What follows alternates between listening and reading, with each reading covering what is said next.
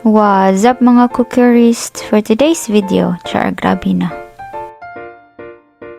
Hoy, sashiburi ning atong pagalutoon karon nga paniudto. Yes, paniudto. For the first time in forever, nagluto ta og paniudto.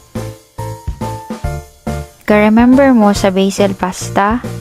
Yes, gamiton nato ang basil nga salin gikan atong pagluto nato basil pasta.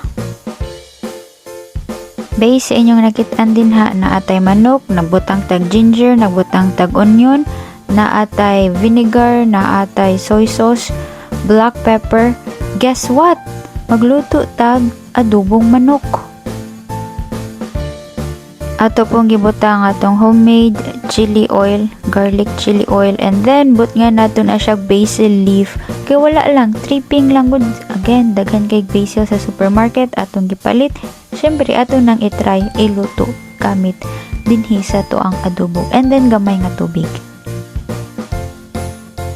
Wala po din nato na labot og record, kaya nakalimot ko pisilit sa record button.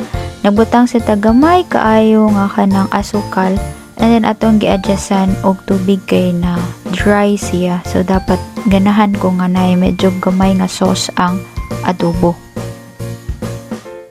Since adobo man ni 1 pot meal, dali ra kay na siya lutoon, ready na ta for plating. And yes, naatay cucumber kay syempre veggie is life sa magkatiguang ta.